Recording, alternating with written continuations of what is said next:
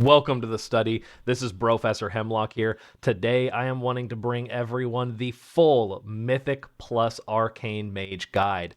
In this guide, I'm going to go over all of the key aspects on how to play Arcane and what build to use when you're playing it. So let's kind of jump right in with Soulbind. Terrain, having unlocked last week the final row of the Soulbind, it has dramatically changed Terrain, and I think this is overall a massive improvement to Arcane as a spec, and it really upped our damage to be competitive with a lot of top-end specs, I feel. So kind of why Terrain is so important, because you do lose out on a secondary potency slot, because we will be running First Strikes in conjunction with Wild Hunt tactics. So we're purposefully dropping this second potency slot here. Now, really what makes this build so special is Arcane's kind of a different playstyle, where part of our AoE rotation is opening up with a single target rotation. We go into a Touch of the Magi, 3 Arcane Blasts, and then we start our AoE rotation fully, right? That difference is really what makes this Soulbind shine so exceptionally well. It's truly just a perfect combination made in heaven. So when you go into that first strike, you're going to hit a mob first, and then you're going to get a 5-second buff where you have a 25% increased critical strike chance. So for all of that first opener there, when you apply Touch of the Magi, then you do your 3 Arcane Blasts, those 4 globals, you're going to have that crit buff for the entirety of it. Then, when you do your first barrage to dump those charges in your AoE rotation, it hits additional mobs. Those additional mobs then proc First Strike again. So now you have 2 full duration 25% crit chance buffs. This is it is honestly, it feels so much better than previous builds. This is amazing to play with. So now in combination here, you have 10% bonus damage when the mobs are above 75% health. You open up with about 8 to 9 seconds of 25% bonus crit chance, and that is just way more powerful than a secondary potency slot is going to be. Now, I think the real debate with this is going to be Soulbinds. So, Discipline of the Grove versus Magi's Brand. I've playtested both of them, and the difference is very small. I would say the biggest difference is the feel of the rotation, where when you're running Magi's Brand, when you do your Orb Barrage Shifting Power Orb combination, when you're running Magi's, you actually have to wait about a global and a half to then go into your next orb. So you kind of waste a little bit of rotational time. Although it doesn't affect your overall DPS that much, the feel of the rotation kind of gets messed up, and I don't like that feel change in the rotation. As well, you kind of are going to have some reduction of uptime in your small packs when you're not pulling a big AP go packs, when you're just wanting to use your Touch of the Magi on packs. So I do think Discipline of the Grove is the better conduit selection in this slot. In the middle here, on the Finesse conduit, I really like Grounding Surge. I'm a big fan of timing keys. I hope everyone else in the channel is too. And kicking things is so important. And this right here is going to allow you to do that more often. Almost, you kind of feel like a melee kick at this point.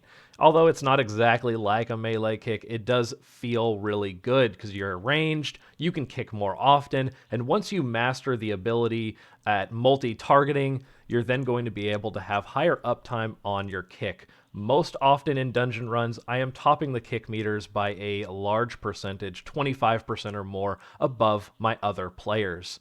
So whether it's the conduit or I've just gotten really good at kicking things, I can't recommend this enough. You do want to run Grounding Surge. Next, I think this is a flex row right here, Cryo Freeze. Now, I like running Cryo Freeze on weeks where there is a healing-based affix. So an example of this would be Bursting or Grievous, like this week. Those healing-based affixes, when your healer can get behind on healing, Cryo Freeze can help you not only help your healer, but help you live longer. So I do like running Cryo Freeze. My other slot, I use Tempest Barrier. This is every time you blink, you gain a 6% absorb shield.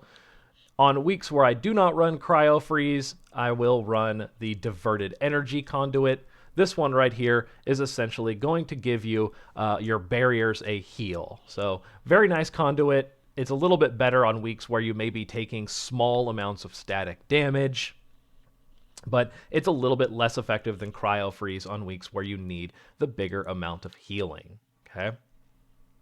Now I want to go down into talents.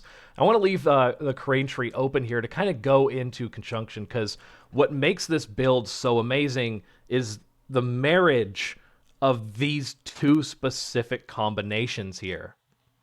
So kind of going over each row here, Amplification is pretty much a lock-in talent.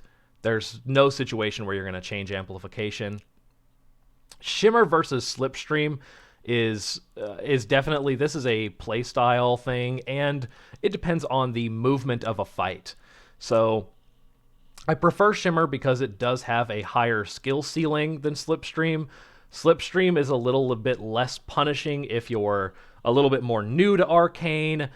You're going to have a little bit lower downtime with Shimmer because there's not a lot of movement mechanics that are going to make your Shimmer like not able to be used on cooldown. Most fights, you're going to be able to shimmer every single mechanic and then be able to maintain damage uptime at 100%. But if you're new to Arcane, especially if you're new to Mage as a whole, Slipstream is a lot more forgiving and a little bit easier to play with, since it's more of a passive ability and something you don't have to micromanage as much. But I would recommend Shimmer if you're looking to maximize your gameplay. Now, this third row here is where we see our first major change and kind of a debated point here. I love Incanter's Flow with this build, okay?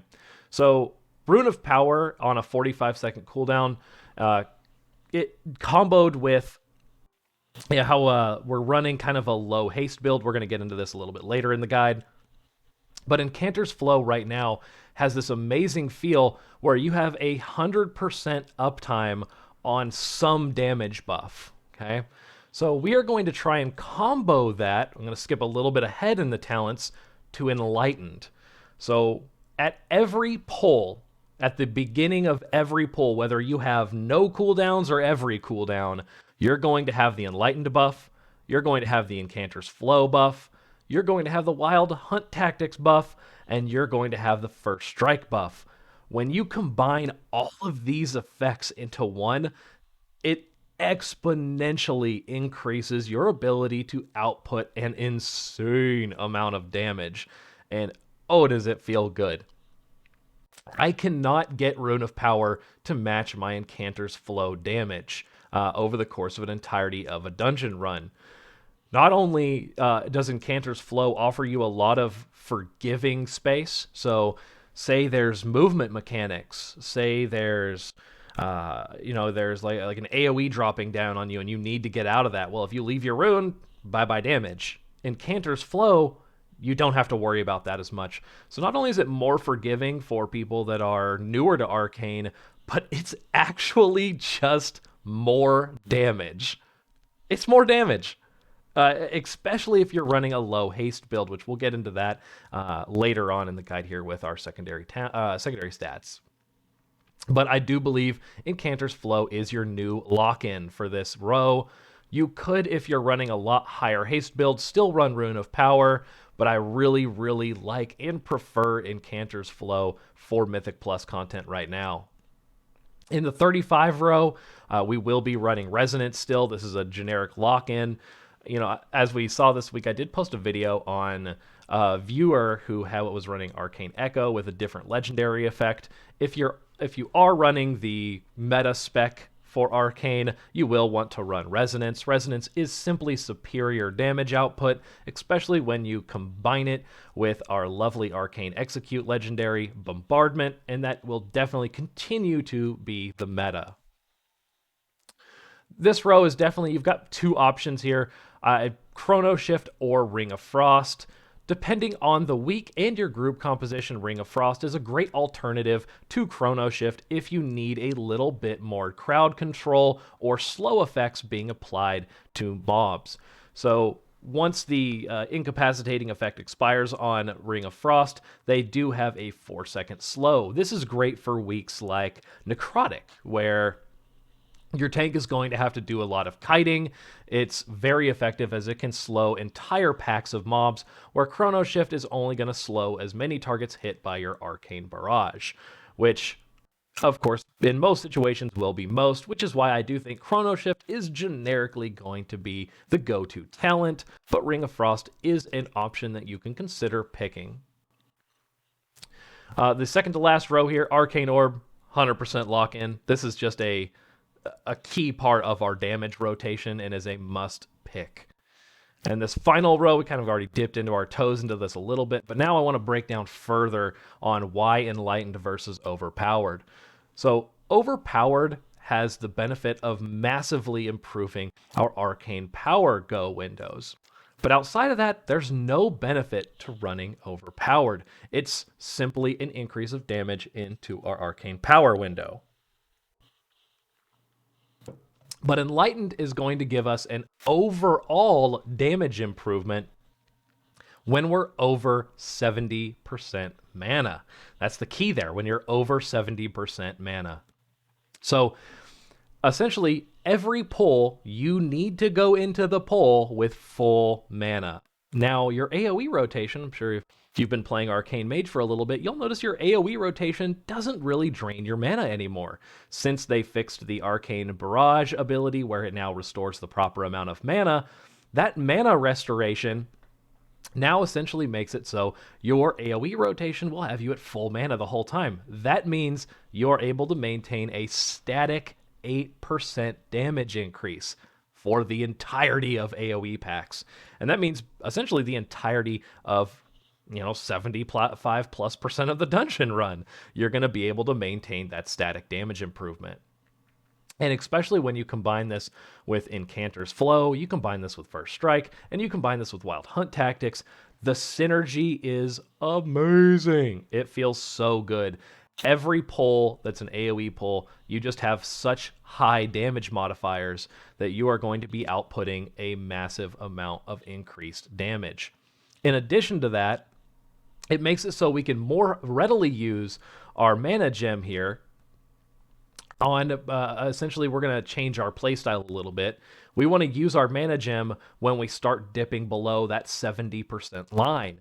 If we dip below that 70% line, we mana gem back up, then of course we're back into our lovely damage increased window. So I do think this talent build is, not only is it insanely fun, it's very forgiving, much easier to play, and the damage output speaks for itself. In keys, I have done upwards of 7k DPS on normal keys, and in keys like Spires or Top, where there is a lot more boss mechanics and a lot less AoE fights, on those dungeons I've still been able to maintain over 6k DPS. It is mind-blowing how effective this build is. I want you to try it out. I think you're going to love it.